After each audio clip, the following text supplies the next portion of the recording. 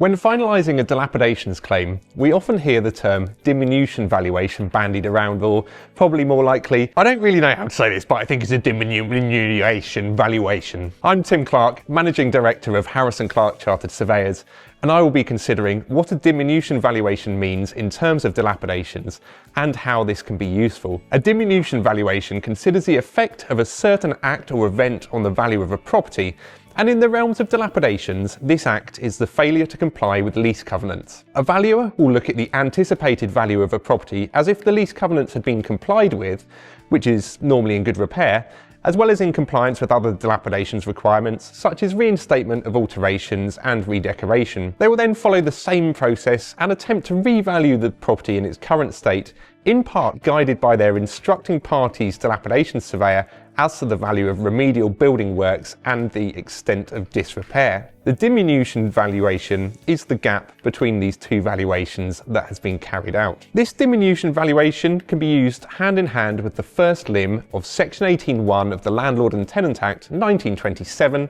which effectively caps a disrepair claim at the maximum of either the cost of works or, if appropriate, the diminution in value of the landlord's reversionary interest. Reversionary interest effectively means the value of the bit of the property the lease relates to. So this doesn't have to be an entire freehold building, it could just be part of a building that is even leased to the landlord with a subtenant in situ. Anyway, probably best not to get sidetracked by what all of that means. In latter years, some courts have taken the principles set out in Section 18(1) and extended them to cap the entirety of a dilapidations claim, which includes other heads of claim other than simple disrepair. Diminution valuations are normally carried out by valuation surveyors who may not have a detailed understanding of the dilapidations process, and as such they're often guided by the dilapidation surveyor or building surveyor working on behalf of the instructing party. This interface can lead to slight difficulties and in many cases inaccurate diminution valuations, as the valuer is only able to rely on the information insofar as it's presented to them. This doesn't always take into account negotiations which have already been completed between the parties, and the valuer often is not in a position to sift through the information to tell what work is really required and what work the instructing party's surveyor is asserting is required. When the law was written in the 1920s, it was common for surveyors to be much more general practice than they are today, but as with many professions throughout all industries, there's now a higher degree of specialism. So while the diminution provision was originally intended with the same individual completing the dilapidations negotiations as was completing the valuation, this is no longer so appropriate and has led to a gap in understanding between the valuer and the dilapidations surveyor. Of course, the dilapidations surveyor won't really understand how to put a commercial valuation together,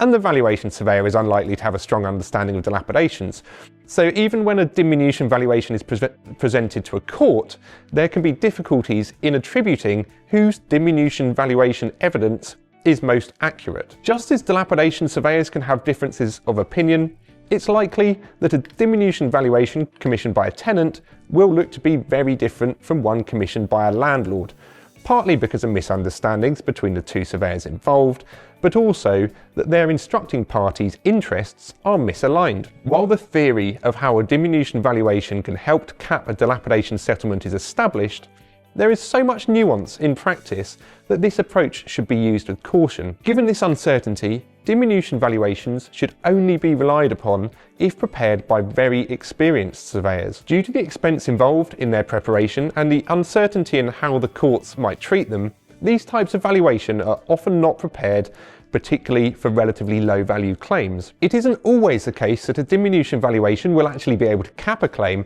as often with run-of-the-mill or smaller claims, the diminished value can simply match the cost of works required. Diminution valuations can be most effective at capping a claim if a property has clear redevelopment potential, as in these circumstances, it is regularly the case that dilapidations works will be subject to strikeout through supersession stemming from the second limb of Section 18(1). As this is quite a difficult type of valuation to complete, it may be that in the future more defined guidance is prepared, but as diminution valuations are not really an everyday part of dilapidations for most practicing surveyors,